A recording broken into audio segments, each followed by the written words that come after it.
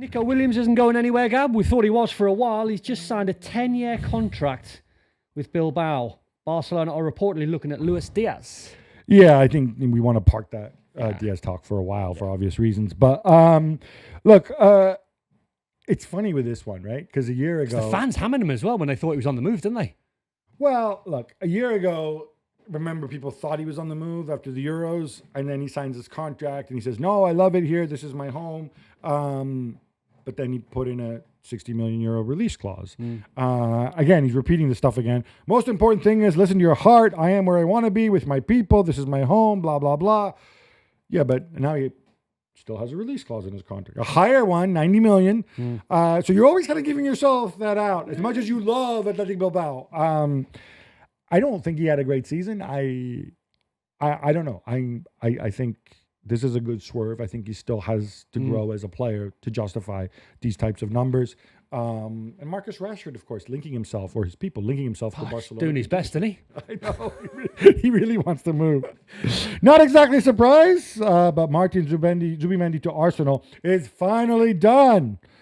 He's the answer in front of the back four. He is, mate, yeah. Well, it is because it allows Declan Rice to play further forward and it gives Declan Rice that little bit of freedom to try and get forward. Looking at his numbers, looking at Zubimendi's stats, they're not particularly amazing when you see them in black and white, but he does, I think, out of the 20 sort of highest ranked midfield players, I think he's the one that passes forward the most. So that's quite an important stat if you're an Arsenal statistician or a fan and you want to see what your midfield is about. A holding midfield player, does he just go side to side? Does he keep hold of the ball but doesn't really go anywhere? Zubimendi does. He'll play the ball quicker into wide players. He'll play the ball into front men a lot quicker. So it's a really important part of the game. He's not a physical freak as an athlete in terms of strength and mobility, perhaps, but he makes up for it, I think, with his intelligence. Yeah. More Arsenal. Fabrizio Romano is reporting that they have an agreement in principle with Victor Gyökeres. Now it's just a question of agreeing a fee with Sporting. It's going to be north of 70 million euros. Money well spent? Yeah, I think so. I think when you look at the money, I mean, obviously, all the big transfer now, the fees you go call, that's a lot of money, but you're looking at probably a proven goal scorer, where if you look at Benjamin Šeško, who's a little bit rawer but a lot younger, I think Gyökeres for Arsenal probably makes more sense. I think you're not going to get too much on any sort of sell-on after that, but who cares if you're an Arsenal fan? Who cares, really? You're not an accountant. You just want the best players. Yeah, I'm not a Gyökeres guy. I've said this before. It sounds like a lot of money, wrong age profile. You're the one that never gets a mention. And we had a conversation before, and I said it on FC when I was in America. João Pedro never gets a mention, so he's just gone to Chelsea. And Ekitike never gets a mention. I think he's a brilliant footballer. Would suit Liverpool, would suit the way Arsenal play. Never gets a mention. The Šeškos. Victor Osimhen and Dusan Vlahovic, except for right here. Exactly. But hey, who knows how these things work. The one thing which I had to laugh about, I even tweeted about this, was a rare tweet for me, is Gyökeres' agent put out a story saying, like, Gyökeres is so desperate that he's made a big sacrifice. He's sacrificing 2 million euros to come to Arsenal. 2 million to make 20? It's not a bad sacrifice. Yeah, what he's doing is he's told Arsenal that he's going to take 2 million euros less over the next 5 years, so that then Arsenal can put more in the pot of course. for the transfer fee. That's the way That's it not works. a sacrifice, dude. Not a sacrifice. God, football has been doing that for years. Even in my day, you'd I'm agreeing with you. What I'm saying is, it looks good from the outside when you say I'd sacrifice some money. What you're doing is you're saying to the club that you're playing for, don't worry about the money that you owe me. I'll make it up at the other end.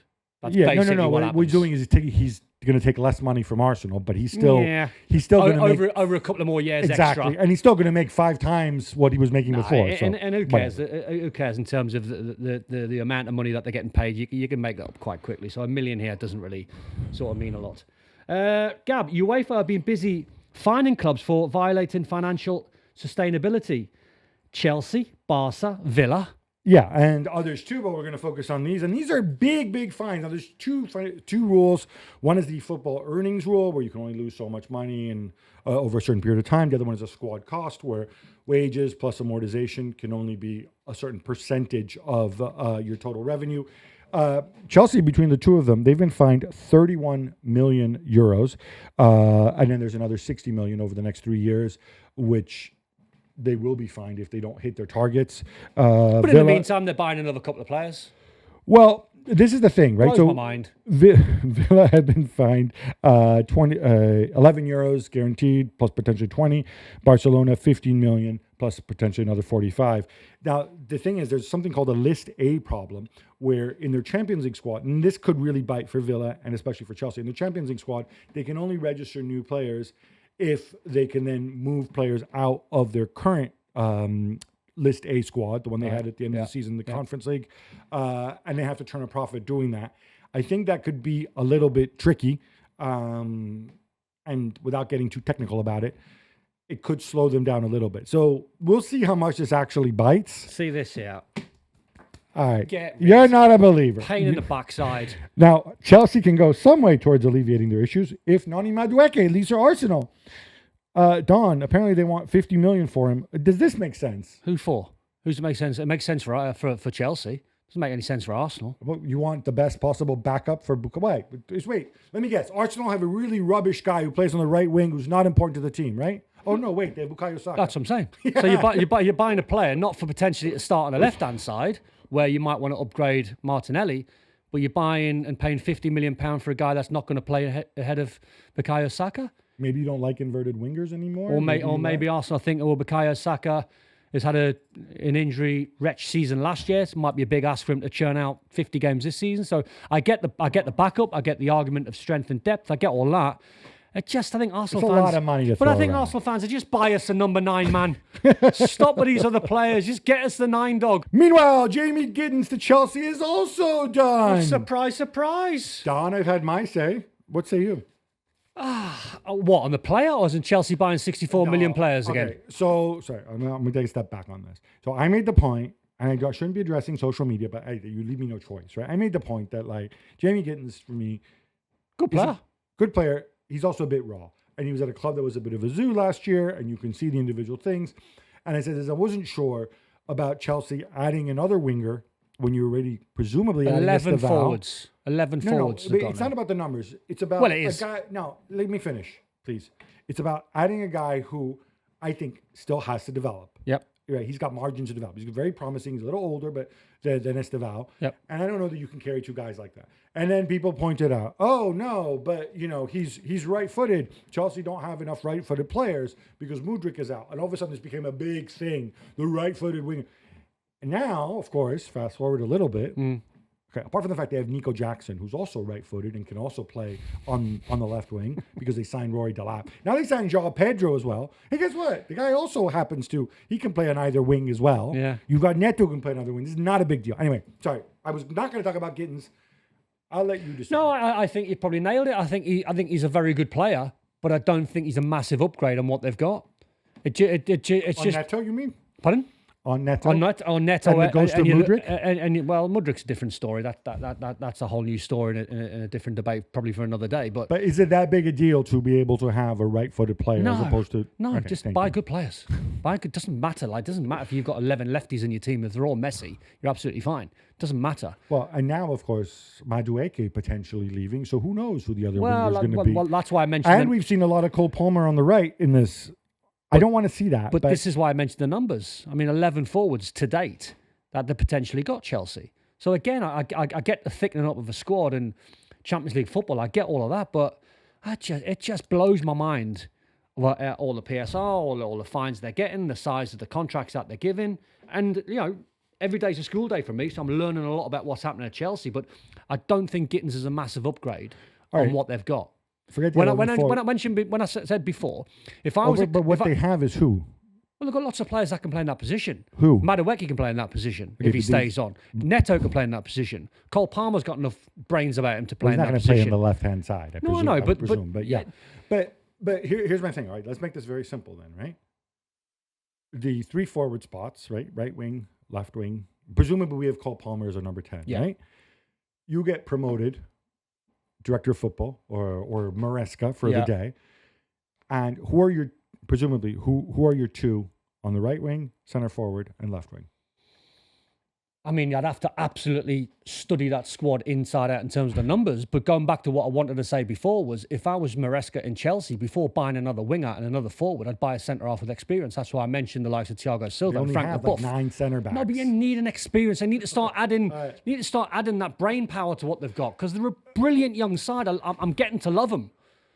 But you can have too many players competing for the same position. Maybe Thiago Silva can come back.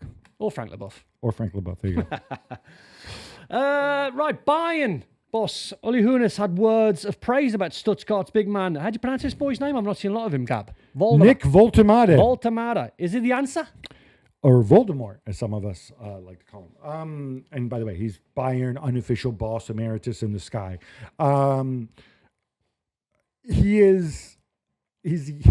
He's the answer, but you don't know what the question is, because he is so unusual. He is, I think, 6'7", 6'8", like 1.98 m.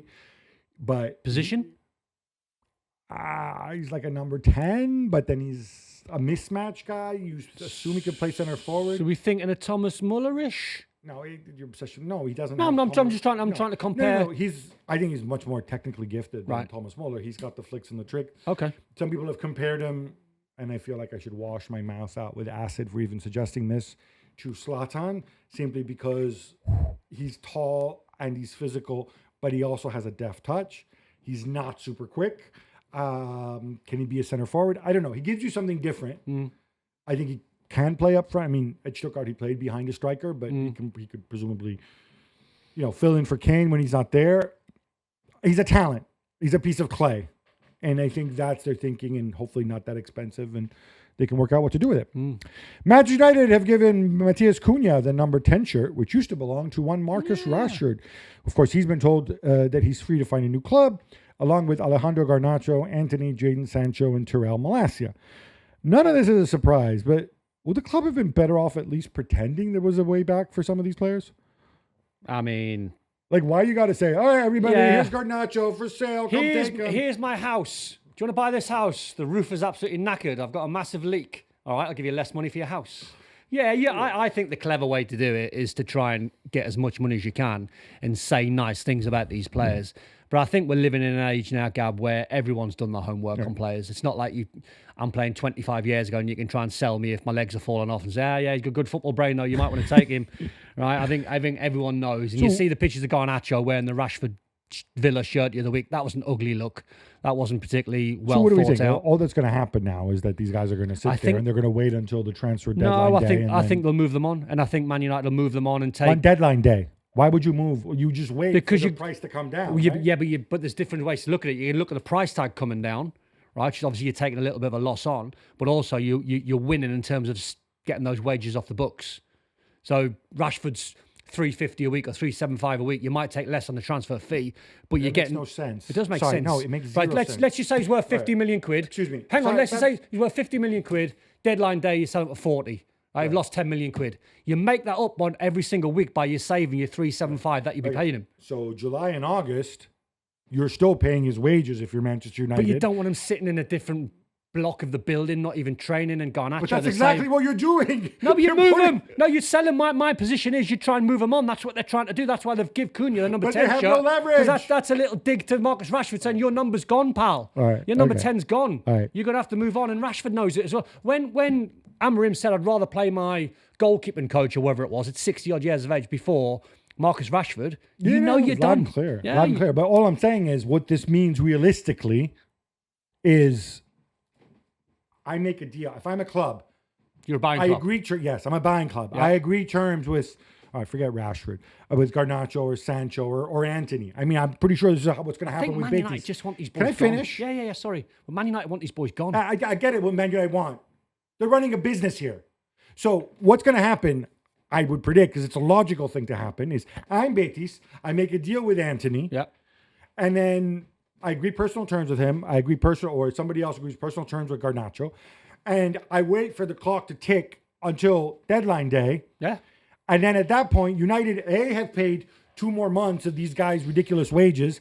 And secondly, United are saying, oh, wait a minute. if I don't agree, if I don't take what's on offer now, I'm stuck with these dudes for another 3 months and have to pay more wages, and then they'll be worth even less in January. Correct. That's what I'm saying is I don't have leverage. And I think you're correct. But Man United will panic because they haven't got the leverage at the last minute. So what you're saying is 100% right. So not the smartest thing to do, I think, but whatever. Juve, they've signed Jonathan David as a free agent. Gab, what does this mean for Kolomani or your boy Dusan Vlahovic? Kolomani's on loan. They were going to try to extend them. I think they need 2 center forward options, right? So there's obviously David plus Kolomani plus Vlahovic. That adds up to 3.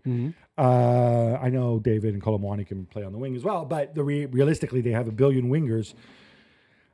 I don't think this changes the equation too much. I think it basically means that they have to either not take Kolomani or find a solution for Vlahovic. Vlahovic has a year left. Extending him is going to be almost impossible. I can't improve his wages, mental wages. Well, he'd have to take a pay cut over more years. I don't know how much of a fee you're going to get back to him. He's got all the leverage. Kolomani, that means it's going to be hard for them to renegotiate their loan extension with Paris Saint-Germain. And so maybe he'll go back to Paris Saint-Germain. If I had to guess right now, I would guess the strikers next season, it's more likely it's going to be Jonathan David and Dusan Vlahovic. Newcastle are close to your heart, Don. What do you make of them signing Anthony Elanga for 55 million euros and pursuing Atalanta's Giorgio Scalvini for 30 million? Well, Scalvini, as you know, Gab, is a player that I've loved for absolutely ages. We all love him and his curly hair, except he's always seriously injured. Well, yeah, his ACL was a massive knockback. Still young, but one of these guys, when I have contacts in the Premier League, managers-wise, I often ping some of them across, some players that I love who I've seen along the way. Scalvini was one. I just think he reminds me of a sort of... When he was fit and when he was flying, he reminded me of a young John Stones. I think he makes the game at times look very easy. Now he's got to try and get back to that level after the injury. So I take that point. So 30 million. And Newcastle's history with very talented centre backs. I know. With injuries. I'm thinking Sven Botman. No. Yeah, Botman. Yeah. Elanga has to be done. I think if you're Newcastle now, you've got a good... The PSR thing drives me up the wall. It really drives me crazy how you can try and finish in the Champions League, but then you have to sell some players to try and balance the books. It was a little bit like when Villa got in the top 4 and they had to sell Douglas Luiz. It grinds my gears how you get into the top 4 and you're not really allowed to kick on to try and challenge for the top 2. Really bugs me. Live within your means. All right. So now it feels like Newcastle got a bit of money. So to me, I'm not an accountant. If it's 50 million for Elanga, spend it. If it goes to 55 add-ons, spend it, because that's the one position. Richard, for this kind of money, I know they love doing deals with my boy, Mr. Marinakis. Why not take Elliot Anderson back for that kind of money? Because they need a right winger. Elliot Anderson, how good he was last season, probably wouldn't get Newcastle's midfield Can't Harvey 3. Barnes play on the right wing? He can do. And Jacob Murphy's had a great season. But I think what they want is that competition. They lost Almiron. They lost the boy Minte, who went to Brighton, who plays in that position as well. So I think they're trying to identify a young, fast winger to try and play on that side, because I had that argument with Stevie Nicol in the Carabao Cup final. I said Newcastle's 3 in midfield are better than Liverpool's midfield 3, in my humble opinion. I said I wouldn't swap any of them. And I stand by that. I think the 3 of them together. Swap Joelinton for McAllister. as in the 3 who work together. No, of course you'd swap the personnel, but it's a little bit like the PSG 3. They complement each other really well. Would you swap coaches with Liverpool? Not telling you. I love Eddie Howe. Probably not, no. Okay. What's happening with Copenhagen's Rooney Bargi is expected to undergo a medical at Barca, Gab. Could join for as little as €2 million. Smart business? I think so. Bargi comes with a lot of baggage. Jules absolutely loves him. Jules goes and watches weirdo YouTube videos in the middle of the night, so he knows everything about Bargi. I've only seen highlights of him. He's a very skillful player. He's had a tricky time. I think there are major issues with agents, contract winding down. If you're Barcelona, I think this is a low downside. This is not a lot of money to spend. You can do it and still stay within your many restrictions. You're getting a forward who can play on either wing, and a guy that you can probably move on and get your money back if it doesn't work out. So I think this is good news if you're a Barcelona fan. Kyle Walker is off to Burnley on a 2-year deal. Don, what does he have left to give in your view? I think he has experience. I think he's got a lot to give. I think you would add experience to Burnley too.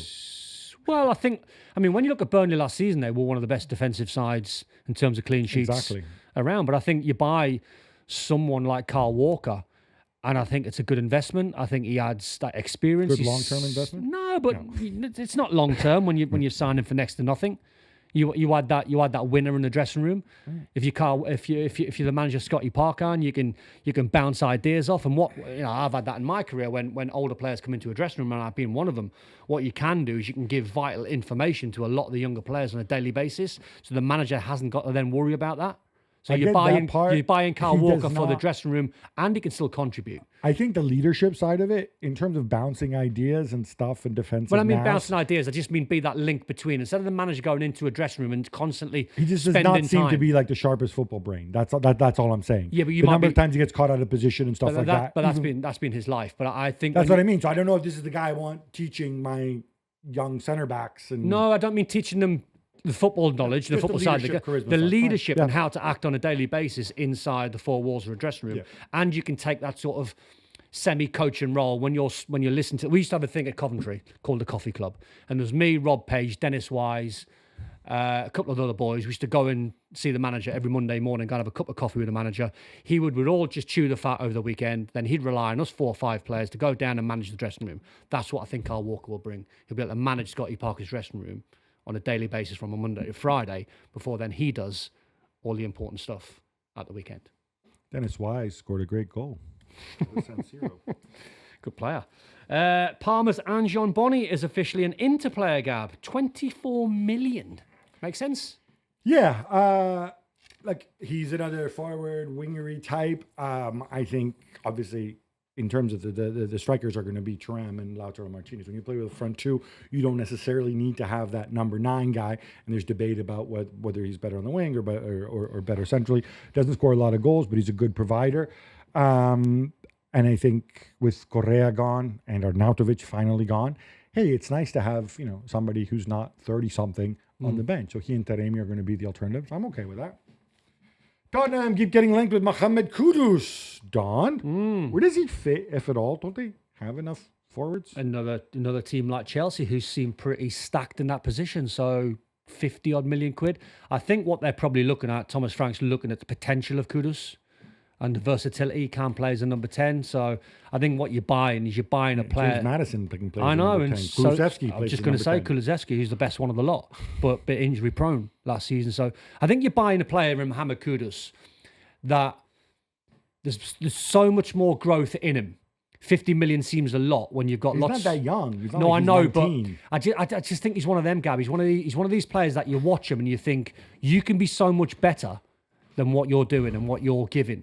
So if you can get the best out of him, I mean, I think his buyout clause was something stupid, like I think it was close to like 90 million quid, because Liverpool had a sniff. I think Newcastle had a sniff, and the buyout clause I think was a little bit too much. So if you get him for sort of 40, 50, I know there's competition, but I think you're looking at a player that's got more growth in him. Whereas you look at James Maddison, you think, right, he's at probably his ceiling. Right. Kulusevski's my favourite, but injury prone. But I look at Kudus, I think he's probably the one player. Brendan Johnson's probably at his ceiling. You're not going to get loads more. You see him as a 10. You don't see him as a centre forward. No, he's not a centre forward. I see Kudus as a 10 or a winger. I think he's versatile to do both. Right. I think on his best games, when I looked at Jared Bowen playing on one side, right side, Kudus off the left, or a 10, I think he can do both. So I just think it's the potential. I think it's the growth that you potentially could get out of him.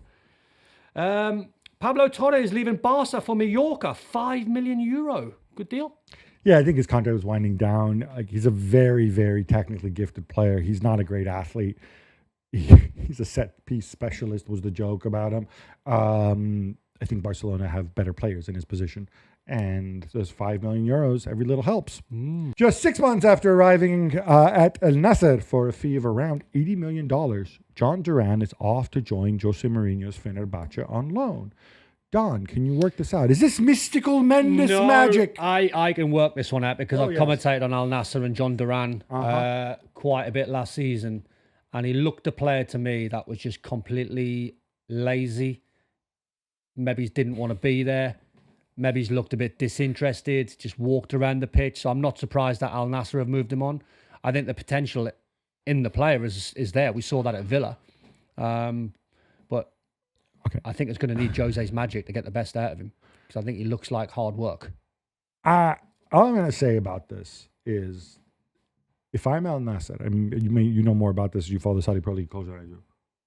Whoever signed off on this deal and then said, "All right, let's cut our losses after 6 months." I want him fired immediately. But you can never. I want him. I want him in stocks in the square in Jeddah or wherever. But you don't know what the player's character is going to be like until you bring him through the door. Oh, really? Well, I'm sorry. There's teams who hire private investigators to know somebody's character, but you do your homework on him on whether you can settle. $80 million is an enormous amount of money. And look what happens at Fenerbahce, right? It's not like we're going to see him in the Champions League because Fenerbahce won't be in the Champions League, right? So what's going to happen? Even assuming Mourinho turns him around. He'll score goals for them. Okay, maybe not, but maybe he does, right? What happens all of a sudden is you're going to have a guy, are Al Nassr going to take him back and sell him somewhere in Europe and make their money back? No, they won't. No. You know that's not going to happen, right? It's going to become, I imagine it's going to become a Justy Foot thing. I mean, honestly, I know this is an age-old issue in football in the Saudi Pro League and in general. I don't think it's just them. I just think they invested in a young player that they looked at Villa and thought he's great. He's a fantastic Let me finish, player. Please. I'm talking about people making decisions with other people's money. That is, and then you take bigger risk, and then look, it doesn't work out, but that's okay. But what if you're scouting and your data team does all the work on John Duran and it all comes back positive? Hang on, and it comes back all positive, and you look at his numbers and his stats, and you bring him in, you think that looks like a smart signing. Yeah. Then he gets there and he doesn't want to do it. You can't really blame the boys at the top. You got to look at the player and go, well, that's on you. No, you blame the boys at the top, and the other thing is, you make him stay and you turn him around and you ask your coach and your director of football, can you work with this guy? Or are you going to give up on him after 6 months? I mean, honestly, I think there's weirdness going on with this John Duran stuff. That's all I'm going to say. Is that it? 26. I thought we'd done that one. Not just one Ancelotti in Brazil, Gab, but two Ancelottis. Davide has reportedly agreed to take over Botafogo. What does this mean? First of all, it means I get to say, it's time! It's time! It's Texter time! That's right, John Texter has signed Ancelotti to manage Botafogo, signed Ancelotti for his team. We thought he was down and out. Leon getting relegated, potentially. He's been forced to sell his share in Crystal Palace. Now he gets Ancelotti with the many Champions League titles. Well, not him, obviously. He gets his son, Davide. I don't know. Okay, enough Texter. He's had a rough summer.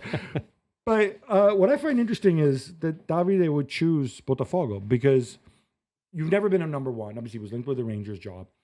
At some point, you have to make the transition. I think it's a big step. Is it like a lazy move? His dad's gone to the national side. I'll go to Brazil as well. No, I don't think it's a lazy move at all because you're going to... It's a bit coincidental, isn't it? Oh, whatever. But what I'm saying is, well, first of all, I don't think Carlo's going to move to Brazil. Actually, I think he's going to mostly be in Europe. But... You're going to a club. Well, first of all, you're going to a league that sacks managers continuously, right? The average tenure of a manager is something like 8 months in Brazil, right? Then you're going to a team that especially sacks managers very often in Botafogo. You're going to a country you've never ever worked in before, and you're going to work for John Texter.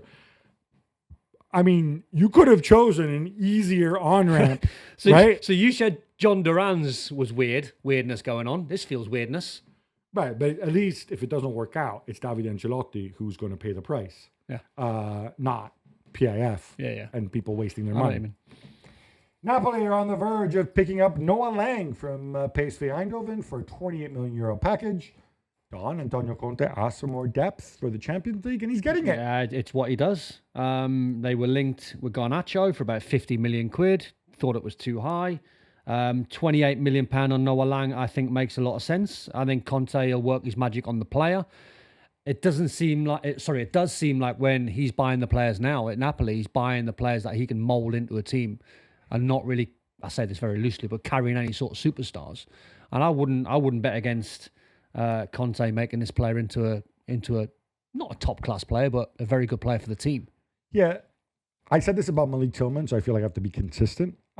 If you're coming from PSV Eindhoven, you're coming from Peter Bosz land. Mm-hmm. So talk about a shock to the system going from Peter Bosz to Antonio Conte in the preseason. Yeah, and you're going to have to obviously adapt. What I like about him is he can play as a second striker. He can play on the left wing. I think he can play on the right wing too.